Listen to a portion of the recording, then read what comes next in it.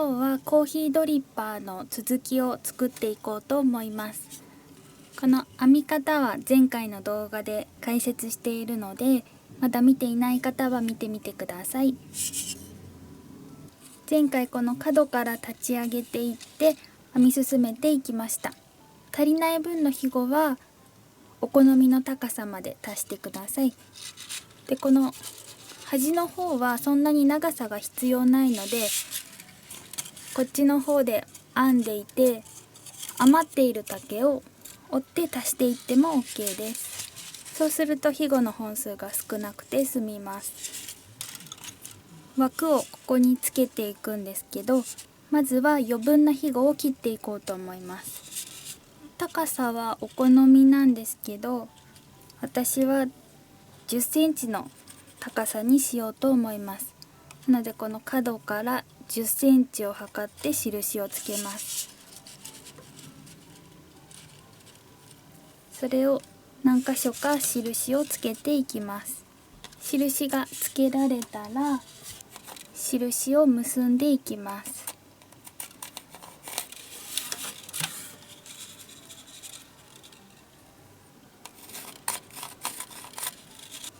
10センチの高さに線を引けました。そしたらこの線上を切っていきます。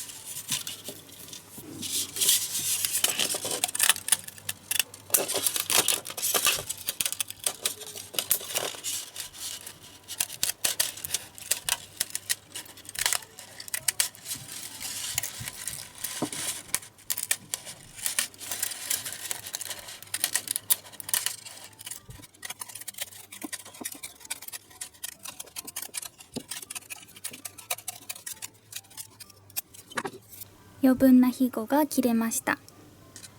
次にここに枠をつけていくんですけど、幅は今回は1センチぐらい、このぐらいが枠になるようにしようと思います。この周りをぐるっと測って合わし目分を考えて、これだったら37センチぐらいの丈を準備しようと思います。前回動画の上げ方を間違えたので一回上げた動画を削除してしまったんですけど、その削除した方のところにコメントいただいてたんですけど、このまま大きく作れば帽子も作れそうです。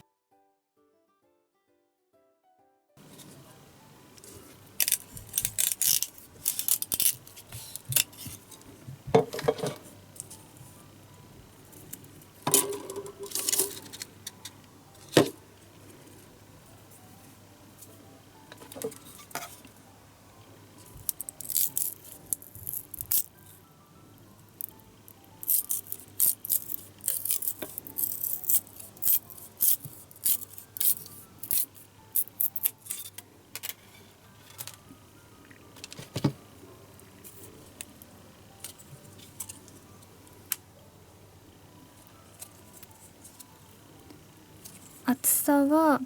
だいたい1ミリぐらい。この径が小さいので急カーブにこうしたいので1ミリぐらいの厚みで大丈夫です。ナタでだいたいの厚みにしたら小刀を使って厚みを整えます。厚みはこう円にした時に直線的になっているところが分厚いので、一回丸にしてみてカーブが均等になっているか、直線的な場所がないかを確認して、ここがまっすぐになってたらここだけ厚さを落とせば綺麗な丸になります。細かい話をすると、ここは斜めになっているので、普通の四角いカゴだったらここがまっすぐなんですけど、これは斜めになっているので竹を当てるとここに隙間ができます。なのでこの枠はこうまっすぐではなくて斜めに作っておくと、ここに輪にした時に輪にしてここにはめた時にここの隙間がなくなります。斜めにするのはちょっと難しいと思うので、まっすぐで大丈夫です。で、チャレンジしてみたい方は斜めにしてここに当てて隙間が出ないように作ってみてください。輪にして合わし目、ここの部分を削ります。皮側と身側を削って合わせた時に1枚分の厚みになることを目指してここを削ります。外枠ができたら内枠も削っておきます。内枠は皮を内側にしてこうに曲げるので、外枠よりも薄く 0.8 ぐらいで作っておいてください。内枠も皮側と身側を削って合わし目を作っておきます。枠を針金で留めます。ただ針金で留めるだけだと広がってしまうので、小刀でここに切り込みを V 字に入れて溝を作っておきます。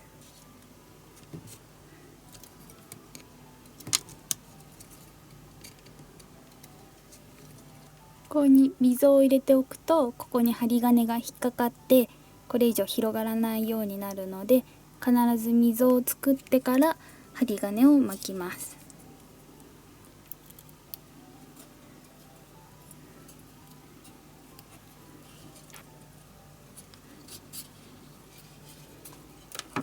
外枠に本体をはめて針金で留めながら内枠を入れていきます。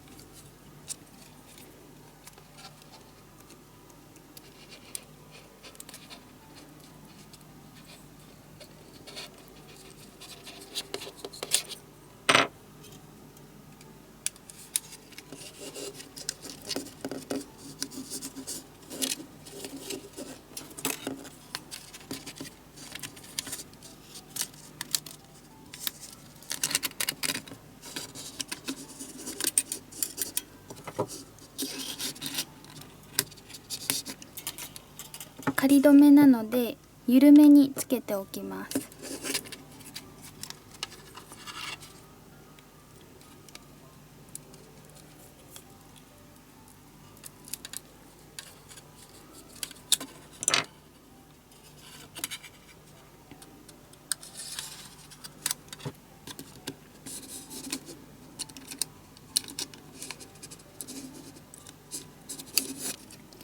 これで外枠と内枠を入れることができました。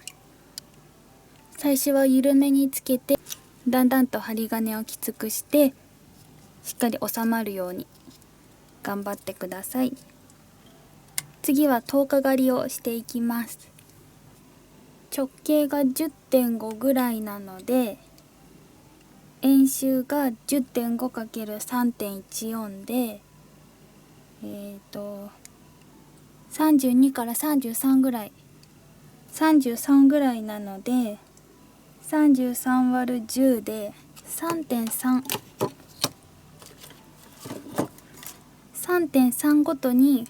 かがっていこうと思います。この外枠のこの針金留めてるこの端のところ、ここは遠で隠したいので、ここスタートで 3.3 で印をつけていきます。3.3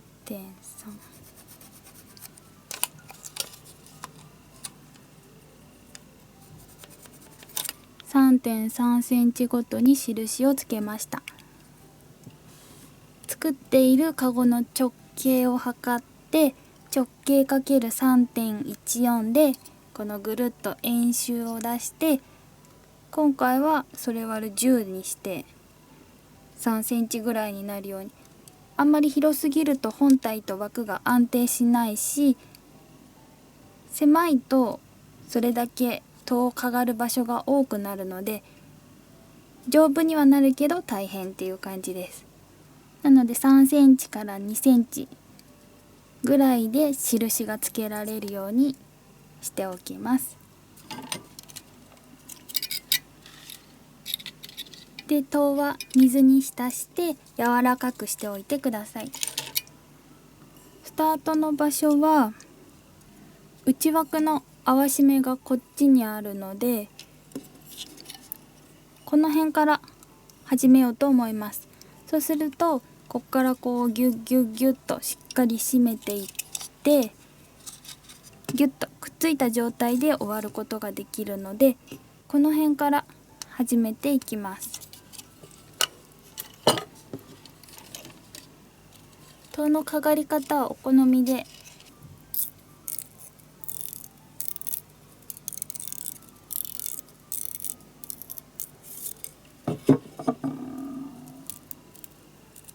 竹を細かく裂くとここにカーブするようになるので、この隙間に乗せるとここの隙間が見えずに仕上がるので綺麗になるかなと思います。内枠と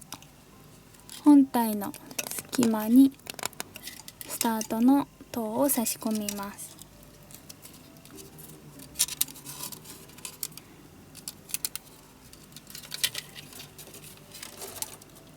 このささらの厚みとか幅は作ったカゴのこの隙間、外枠と内枠の間の隙間を見てもらって、この隙間分ぐらいの幅にしてください。3個に割るのか4個に割るのかはこう曲げてみてカーブに沿うかどうかを見てください。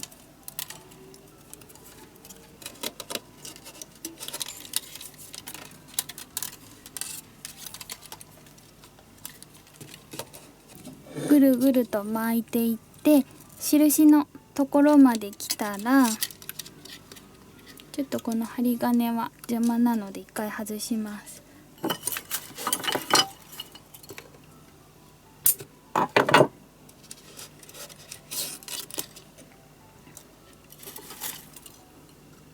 籐を刺したい場所に穴を開けて、ここに通します。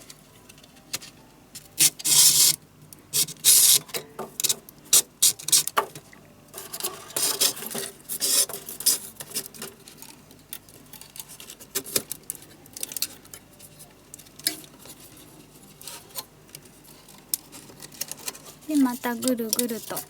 巻いていきます。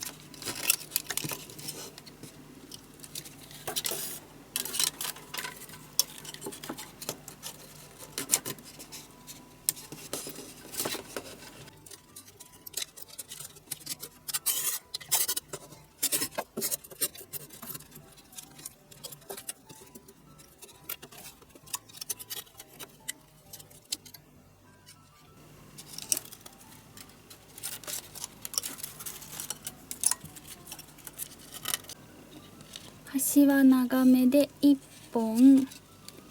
2本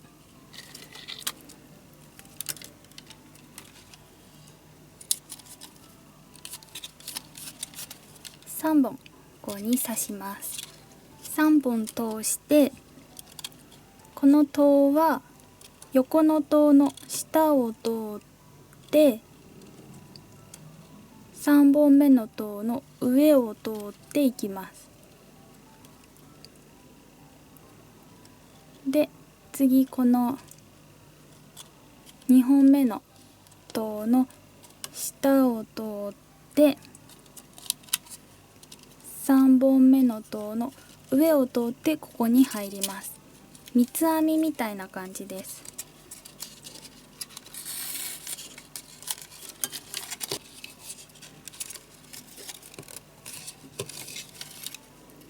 次この籐はこの下を通って3本目のこの上を通っているので、次のこの籐の下を通ってこの塔の上を通ってここに入ります。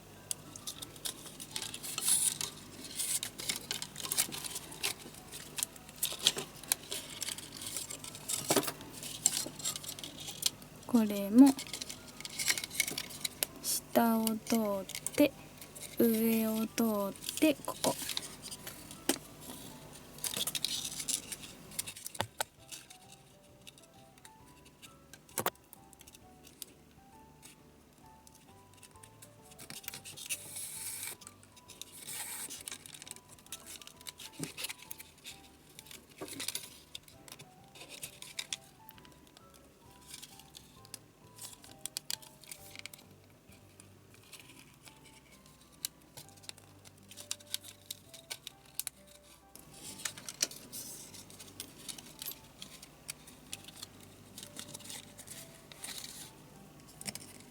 こうに編んでいくことで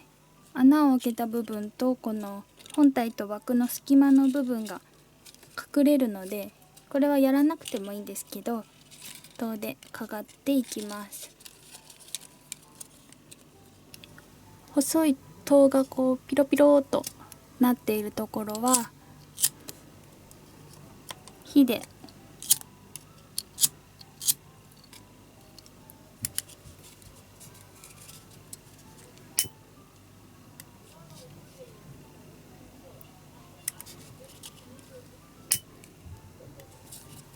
炙ると綺麗になります。これで完成でもいいんですけど、こ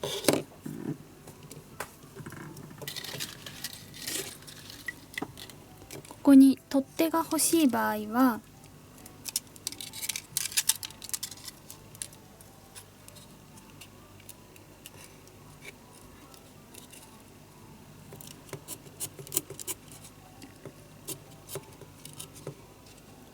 遠巻きをした穴にもう一回刺して作りたい取っ手ぐらいの大きさになるように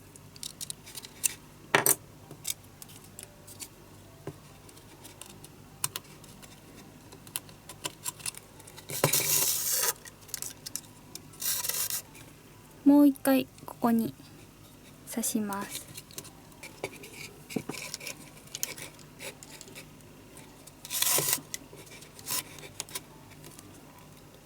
ギュッとしてもう一回ここが二重になるように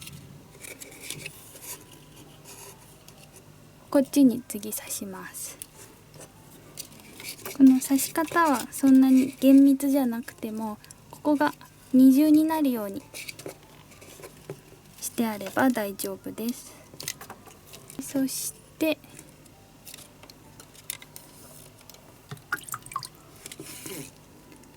ここの周りに塔をぐるぐる巻いていきます。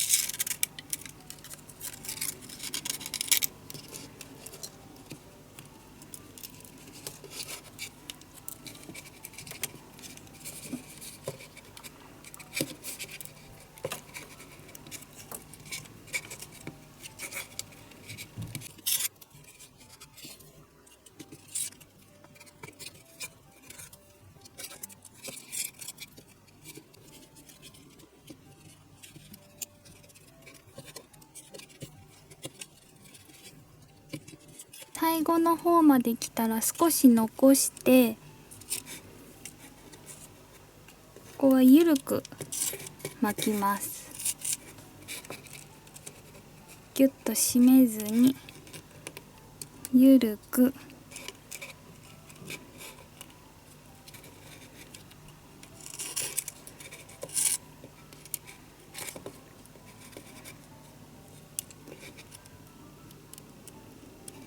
緩くこう巻いて、この端をこの輪の中に通します。通してここ順番に緩くしておいたところをギュッと締めていきます。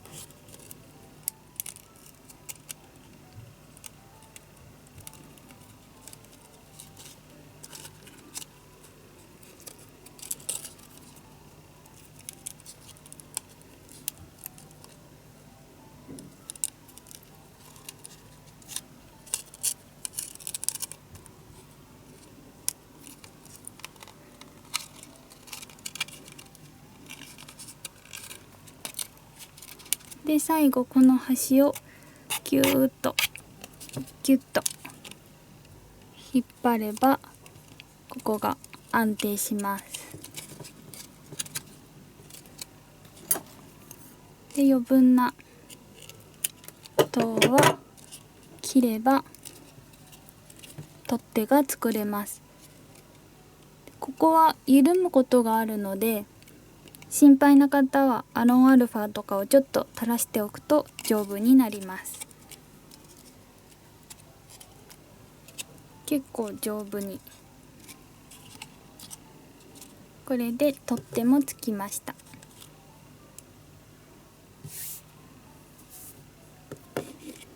目をしっかり詰められていればこのまま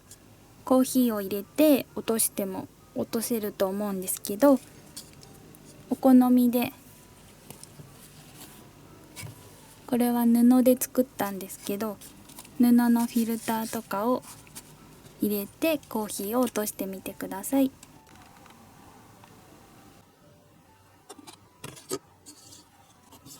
これで竹のコーヒードリッパーが完成しました。